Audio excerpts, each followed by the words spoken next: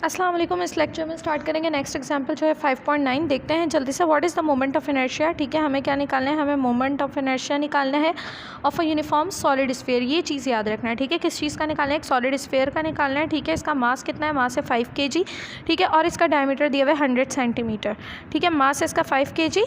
ठीक है, और हमें डायमीटर दिया हुआ है 100 सेंटीमीटर। ठीक है, सबसे पहले हम लोग मूव करते हैं लास्ट पेज पर, जहाँ पर हम लोग देखते हैं, क्योंकि हमें लास्ट लेक्चर में हम लोगों ने पढ़ा है कि जो मोमेंट ऑफ इनर्शिया है वो वेरियस बॉडीज़ के लिए डिफरेंट होता है।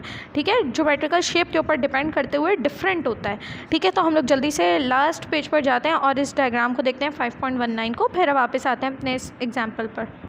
ठीक है, तो हमें यहाँ पर बताया हुआ है कि अगर हमारे पास लोकेशन, फॉर एग्ज़ाम्पल अगर मेरे पास है इस तरह की, अगर मेरे पास शेप है, ठीक है, और जो मेरे पास लोकेशन है, एक्सिस जो सेंटर ऑफ एक्सिस है, जो रोटेशन ऑफ एक्सिस है, एक्सिस ऑफ रोटेशन जो है, सॉरी, मेरे पास वो क्या है, वो मेरे पास इस तरह का सेंटर है। ठीक है, अगर सेंटर के थ्रू ये रोटेट हो रहा है, ठीक है, तो मैं क्या करूँगी, यहाँ पर जो मेरे पास मोमेंट ऑफ इनर्शिया होगा वो mr² के बराबर होगा। ठीक है, सेकेंड में मुझे कह रहे हैं कि अगर मेरे पास इस तरह की कोई शेप है, इस तरह की कोई बॉडी है, ठीक है, यानी कि सॉलिड सिलेंडर है। ठीक है, ये था थिन हूप इस तरह का। ठीक है, पतला सा कोई अगर आपके पास वो है जो अंदर से यहाँ से पूरा खोखला है। ठीक है, अब मैं इसको कैसे बताऊँ, मुझे जैसे चूड़ी की शेप होती है ना, उस तरह का। ठीक है, तो मेरे पास रेडियस जो है वो आर ही होगा। ठीक है, सेंटर से ये रोटेट हो रहा है, एक्सिस इसका सेंटर में है, तो मेरे पास इनर्शिया mr² होगा। ठीक है, लेकिन अगर मैं सॉलिड सिलेंडर ले लूँ जिसका रेडियस अगैन आ रहा है, जो अगैन सेंटर से मूव हो रहा है, लेकिन ये चूड़ी की तरह अंदर से खोखला नहीं है। ठीक है, इसका एक्सेस ऑफ रोटेशन यहाँ पर सेंटर में, तो ये मेरे पास हो जाएगा हाफ mr² के।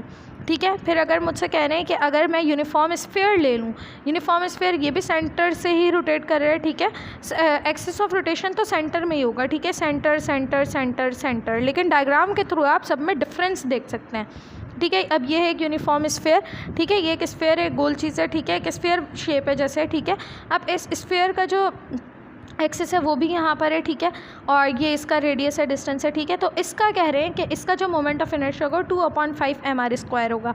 ठीक है, फिर इसी तरह कह रहे हैं कि एक लॉन्ग यूनिफॉर्म रॉड है। ठीक है, इस तरह की शेप में एक रॉड है। ठीक है, और इसका जो वो क्या है इसकी लेंथ होगी कोई ना कोई l होगी। ठीक है, ये भी सेंटर से ही रोटेट कर रहा है। ठीक है, तो इसका जो हम लेंगे वो 1/12 ml² लेंगे। ठीक है, हमारे सिलेबस में जितनी चीज़ थी वो हम लोगों ने देख ली। आपको with respect to their geometrical shape, ठीक है, ज्योमेट्रिकल शेप के पॉइंट ऑफ व्यू से, ठीक है, शेप्स आप अल्फाज में भी पढ़ सकते हो और डायग्राम में भी देख सकते हो। इस पॉइंट ऑफ व्यू से आपको याद रखना है कि किसका मोमेंट ऑफ इनर्शिया कितना होगा।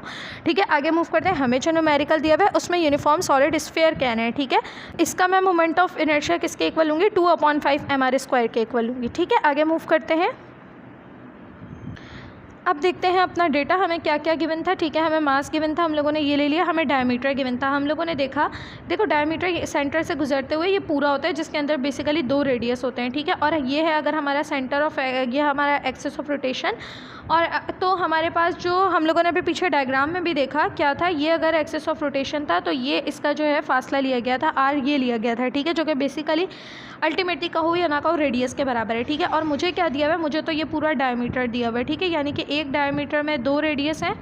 ठीक है, अगर मुझे एक रेडियस निकालना है, 2 इधर मल्टीप्लाई हो रहा है, उधर जाकर डिवाइड हो जाएगा, डायमीटर/2 हो जाएगा। ठीक है, तो मेरा डायमीटर है 100, मैं 100 को क्या करूँगी, बेसिकली मैं 100 को 2 से डिवाइड कर दूँगी। ठीक है, अब आपके पास 2 तरीके हैं, क्योंकि सेंटीमीटर मेरा ऐसा यूनिट कभी भी नहीं हो सकता, मेरा ऐसा यूनिट मीटर है। मुझे आंसर अपने रेडियस का मीटर में जाना है। आपके पास 2 तरीके हैं, तो पहले आप 100 सेंटीमीटर को मीटर में कन्वर्ट करवा दो, फिर रेडियस निकालो उससे 2 से डिवाइड करके, या तो पहले आप रेडियस निकाल लो।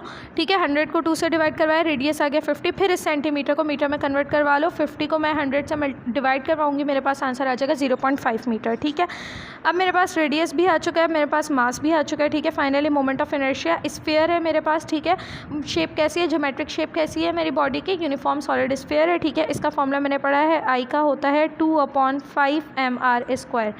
ठीक है, 2/5 मैंने अपनी जगह पर एज इट इज़ रखा है। ठीक है, m की जगह पर m की वैल्यू पुट की, 5 r की जगह पर r की वैल्यू पुट की, मैंने 0.5 उसके ऊपर स्क्वायर था तो मैंने स्क्वायर कर देना है। ठीक है, इन चीज़ों को मैं सॉल्व करूँगी। सबको देखो क्या हुआ है, बेसिकली 5 से मैंने 5 को कैंसिल कर दिया, सिंप्लीफाई कर दिया। ठीक है, 0.5 का स्क्वायर करूँगी, 0.25 आ जाएगा। ठीक है, 0.25 और इधर 2 बचा, ये 2 से मल्टीप्लाई होगा तो 0.5 आंसर आ जाएगा, यानी कि मेरा आई आ गया 0.5। और आई का यूनिट जैसे कि मैं बता चुकी हूँ mr² है, m मास है, kg और r जो है डिस्टेंस है तो मीटर स्क्वायर, ठीक है, kg मीटर स्क्वायर इसका यूनिट भी आ गया, ठीक है। यहाँ पर ये वाला न्यूमेरिकल हमारे पास होता है एंड नेक्स्ट लेक्चर में इंशाल्लाह स्टार्ट करेंगे एंगुलर मोमेंटम।